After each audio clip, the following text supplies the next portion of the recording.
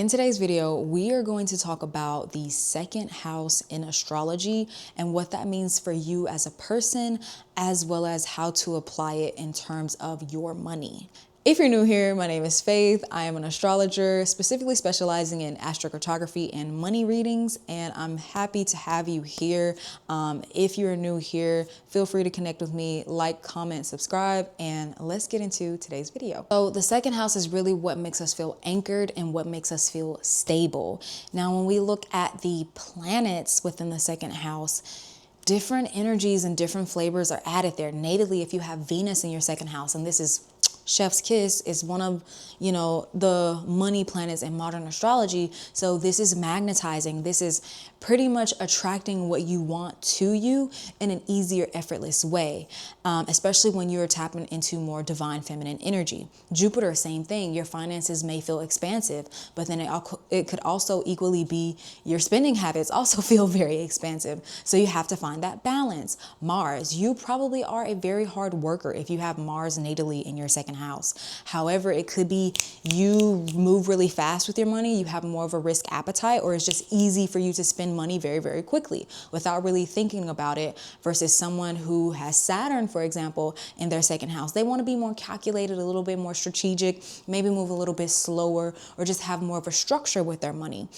If you have Pluto in your second house, this could be very, very powerful. You're always attracting powerful people, or you are using your money to acquire more power.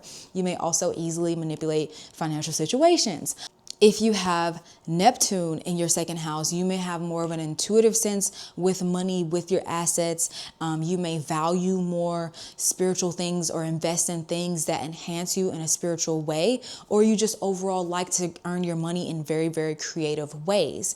If you have Uranus natally in your second house, this could also be a bit unpredictable. This could be like, it's always like ups and downs. Like a lot of clients who have Uranus in their chart natally, they get tired of doing the same thing. They want a new career, they want a new path, a new business path, etc. Or it just could feel like money is always this ebb and flow, and they can't really seem to find their footing. They have to lean into more grounded placements within their chart to feel stable with their income.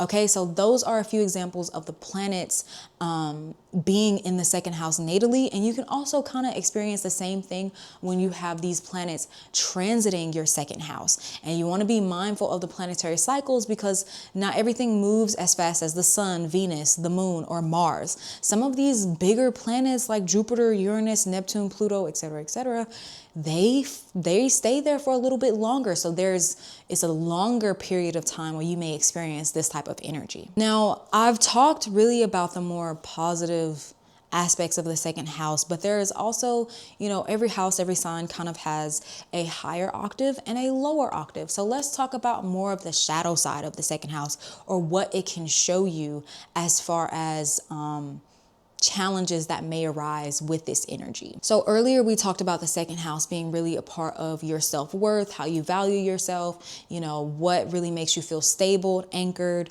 and just really secure.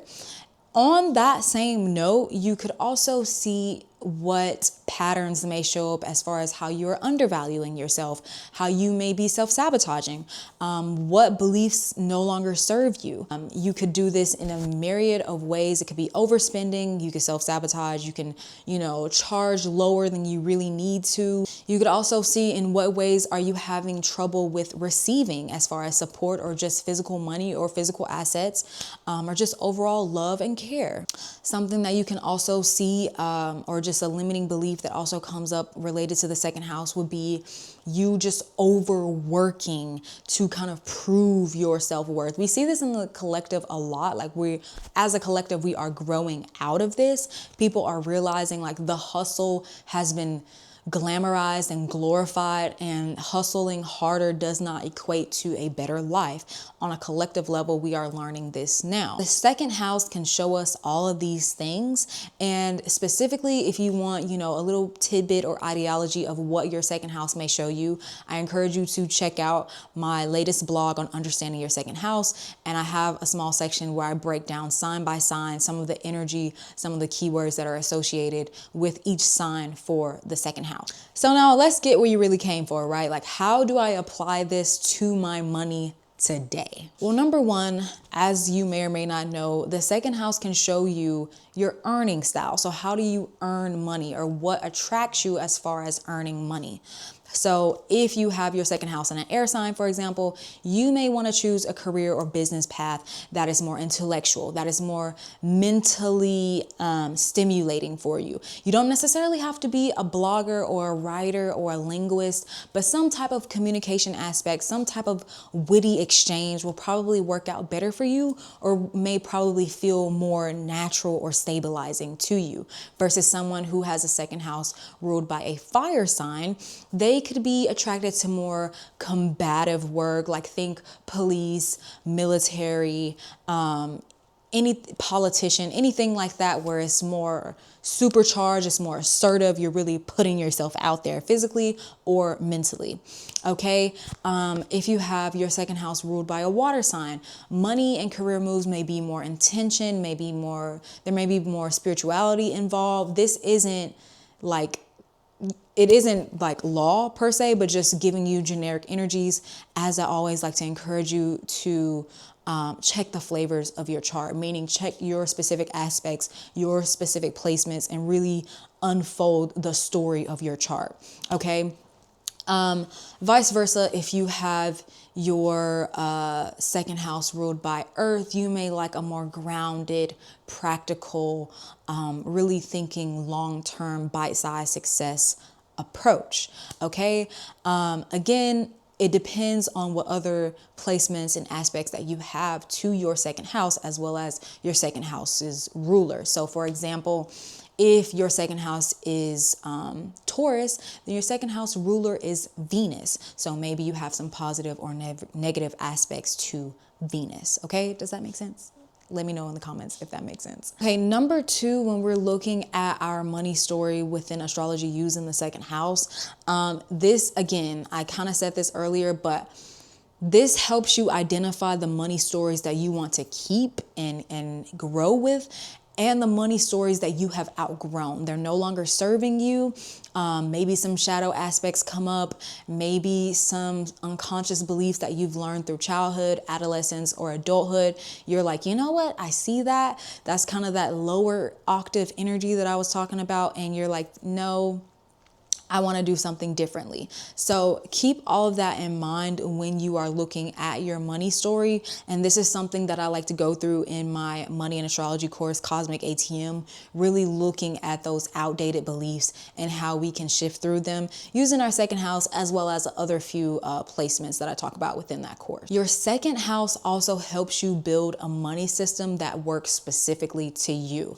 Now, this is in conjunction with other houses like your eighth house, your sixth house, your 10th house, and a few other ones. But this kind of helps you start that story, because you're learning how you earn, you're learning how you accumulate, right? You're learning how you value and build and grow, and just the type of work that you like to do, right? So all of these things can be seen within your second house, and you can use this to build a system that works for you. Someone who has a second house in Pisces is not going to view and work with money the same way that someone who has their second house in Aries, for example, is going to be two different vibes, and that is okay. That's why, you know, it's great to know these things, because in various areas of your life, you may do things differently. We have all of the signs in each house, and each house represents a different part of life. The last thing that I'll talk about with your second house in terms of how you can start working with this energy for your money right now is your style of receivership. Some people have a harder time receiving versus others.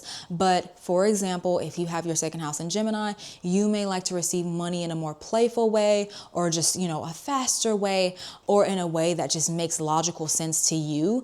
Again, versus someone who has their second house in Scorpio. Yes, they may want to do their research. They may want to do a deep dive. They're probably very intimate with their money, but overall, they may just have a more fixed sense or approach to money. money, as well as to receiving it. Someone with a second house in Scorpio may not trust just receiving money from a random person. They might be like, whoa, bro, like, what do you want? Where are you trying to get, Again, that could be if they haven't already worked through some of the trust issues that show up in Scorpio or the sign of Scorpio, versus someone in Gemini might be like, hey, bro, thanks, like, and just not even think anything of it. So when you begin to understand the story of your second house, its planets, its ruler, its sign, etc., you can begin to build upon this and really connect with your money personally, but you also feel more empowered than just studying or applying a basic budget and not really getting in tune with your financial ebbs and flows, your spending style, your earning style, what you like, what you don't like, etc. So again, this is just one building block you can use. I go over a whole system within my course, Cosmic ATM.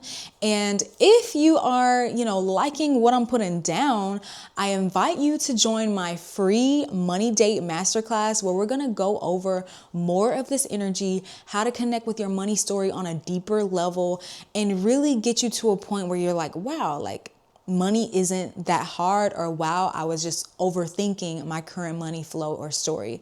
So if that sounds like something that you're interested in, I'll put the link in the description of this video. And until next time, like I said, connect with me, like, comment, and subscribe, and I'll see you in the next video. Bye.